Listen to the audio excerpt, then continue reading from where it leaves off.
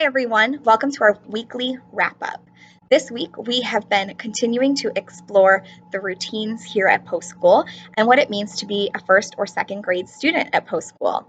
We'll continue practicing these over the next few weeks, and as we get better at them, we will slowly take away the practice time and engage in more rigorous curriculum because the students will know the routines and will be able to do a lot more learning.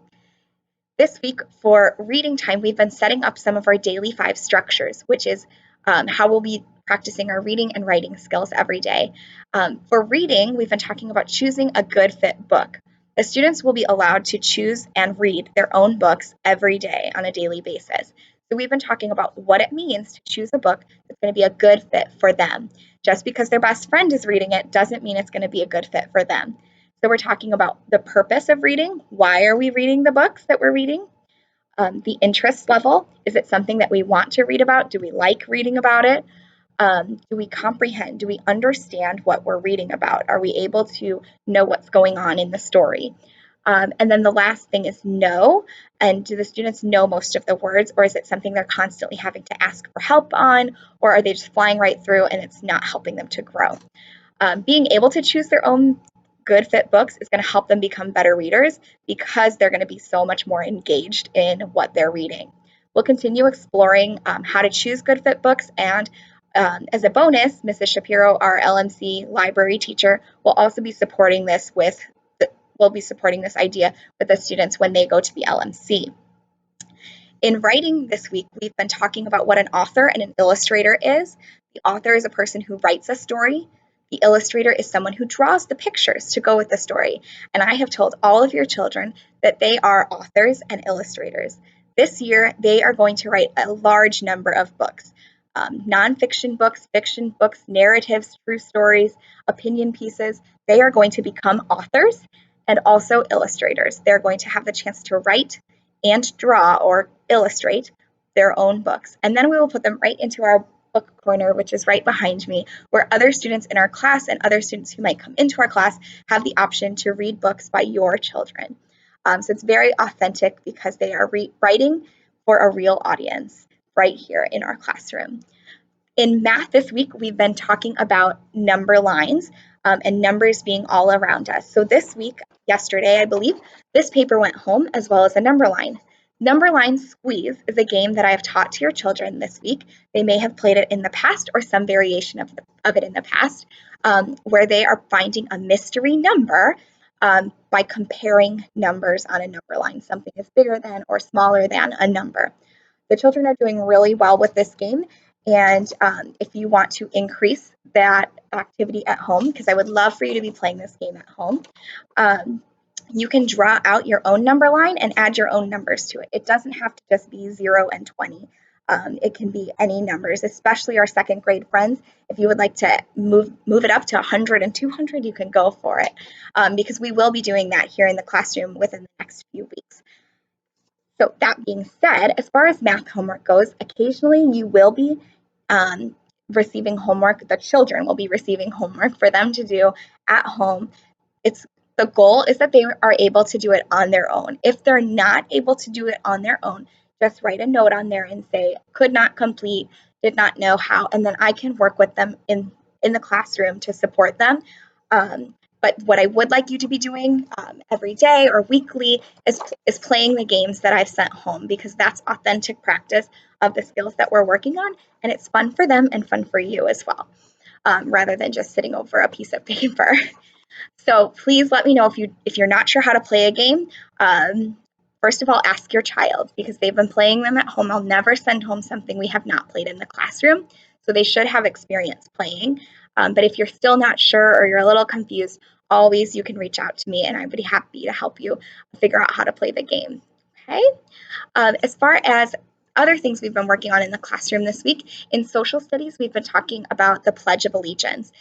As students here at Post School in the United States, they say the Pledge of Allegiance every single morning. That's just something that's done across the United States. So we've been talking about what the words are and what the words mean and why we say the Pledge of Allegiance every day. For students whose home language may be something that's other than English, or may be they were born in another country, or they have not had any exposure to school in the United States, the Pledge of Allegiance can be a weird and kind of intimidating thing. So we've been talking about what those words mean and what they mean for us as kids at post school and kids that are living in the United States, even if we visit another country or even if we've lived in another country before. So feel free to ask your children, what do some of these words mean, and what do they mean to you in the classroom? And hopefully they can answer that question for you. We've also been talking about different kinds of families. This week in Community Circle, we read this book, My Family, Your Family. And all of our families in our classroom and across post school are drastically different. Some have a mom and a dad. Some have just a mom. Some have lots of sisters and brothers. Some have no sisters and brothers. Some live with grandma and grandpa, and some do not. Some families, not at post school, but maybe don't have kids. Myself, I don't have any kids. So we've been talking about what makes a family and how all families are different. No matter what makes your family, you are a great person and you have great things that are happening within your family. So this weekend and next week, you are asked to please fill out this paper with your child.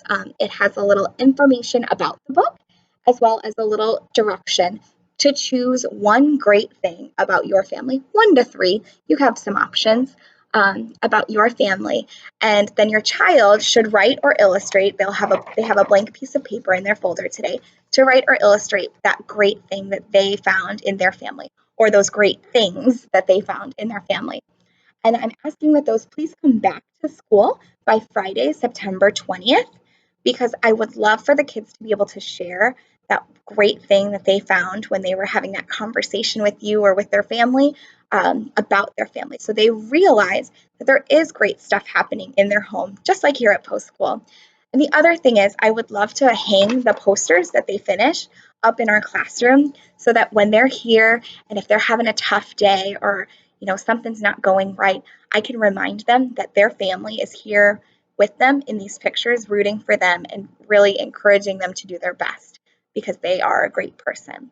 So again, I would love for those to please come back by next Friday, September 20th, so that the kids can share them and that we can put them up in the classroom. Before I let you go for today, I would like to personally invite you to our curriculum night, which is happening next Wednesday, September 18th. It starts at 6:30 p.m. here at Poe School in the gymnasium with our principal, Miss Campbell. She will be doing a ribbon cutting to show off our brand new, amazing, safe and secure and cool air-conditioned building. And then the classes will be dismissed to go meet with the teacher. So my presentation will be taking place in our classroom, room 105 at 7 p.m. And that's where I'll tell you a little bit more about what's going to happen in the classroom this year, and just be there to answer questions about what we're going to be doing. And then at 7 o'clock, so 7 to 7:30 will be in here with me. After 7:30, you can go to the gym to hear more about what's happening outside of our classroom with our specials teachers, PE, music, art, LMC, or meet with the special ed staff. And then afterwards, if you have a child that is in a different grade level, our 3rd through 5th grade teachers will be presenting starting from at 7:40 until 8:10 p.m. So again, it starts at 6:30. And then the presentation in our classroom will be from 7 to 7:30 in room 105. So even if you can only make it for that part of the night, I would really appreciate it, just so that I can make that first face-to-face connection with you, and get to know more about you before we start this journey together. All of that being said, I hope you have a wonderful weekend. And if you have any questions, feel free to reach out to me using the Class Dojo messaging feature or an email at Katrina.Joyce@ccsd21.org. Have a great weekend.